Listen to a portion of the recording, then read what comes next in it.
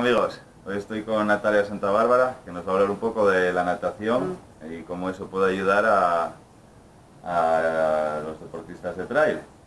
Bueno, para quien no la conozca, es campeona del mundo de triatle, que ya ahí me dio un poco. Bueno, cuéntanos un poco entonces, ¿cómo puede ayudar la natación a los deportistas de trail? Bueno, explicaré un poco lo que es el triatle para que la gente lo entienda, porque bueno, a veces se confunde con el triatlón. El triatle es una modalidad del pentatlón moderno que consiste en tiro, nadar y correr. Entonces, bueno, esto lo hacemos en 4 veces, ¿no? Tiramos, vamos a nadar y luego corremos. Estas son 4 series. Y luego, aparte de eso, bueno, pues practico otros deportes también. Natación, bueno, ese para mí es el... ¿Estás en el club de triatlón también? Sí, hago algún triatlón aquí como en el centro asturiano. Luego en pentatlón moderno estoy con bueno, lo que llamamos el Club Deporte Blanco y con Ciudad de Gijón.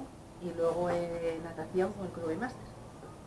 Bueno, pues cuéntanos un poco entonces. ¿Qué puede beneficiar la natación para el tema del trail? Bueno, pues principalmente después de una carrera, de las fuertes carreras que hacéis, porque además bueno, son grandes impactos, bueno, lo que hace es relajar la musculatura, entonces y tonifica el músculo, entonces es bueno para este tipo de para recuperación, este tipo de deportistas. Y además también, bueno, es un deporte muy completo, a reforzar ciertas zonas que a lo mejor los corredores de montaña no potencian mucho, ¿no? Bueno, consigues flexibilidad también, bastante flexibilidad. Sí. O sea pero bueno, hay que saber dosificarlo, porque mucha natación para la montaña tampoco sería muy bueno, ¿no? Sería más para relajar y descontracturar y tonificar el músculo. Vale, y para el que quiera, entonces, ¿cómo podemos plantear un entrenamiento de natación para recuperación?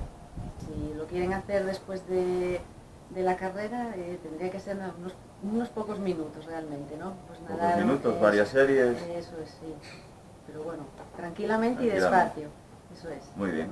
Bueno, y ahora hablando de otro tema, la nutrición. ¿Cómo debería comer un deportista?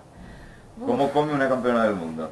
Bueno, yo realmente como de todo, no me privo absolutamente de nada. Eso sí, bueno, antes de los campeonatos intento, bueno, dosificar ciertas comidas, ¿no? Porque bueno, a mí me gusta mucho el dulce y entonces, bueno, hay que bajar un poco eso.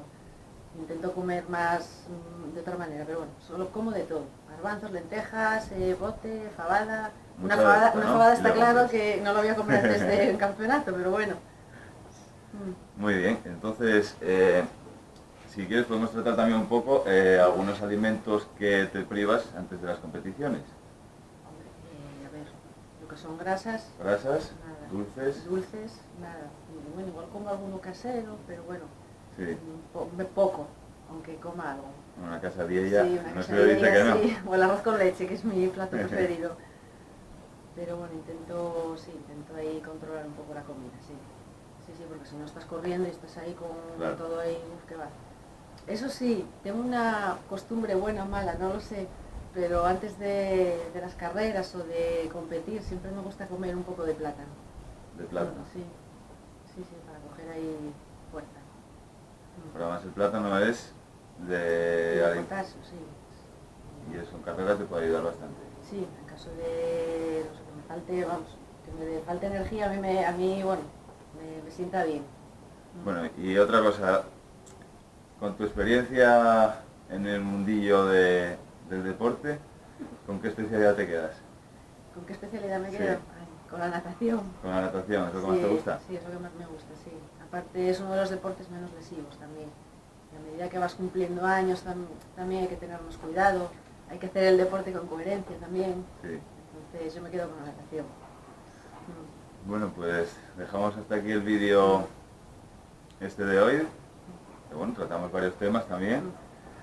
Y nada, gracias. Bueno, gracias a ti y gracias a los que nos estáis viendo.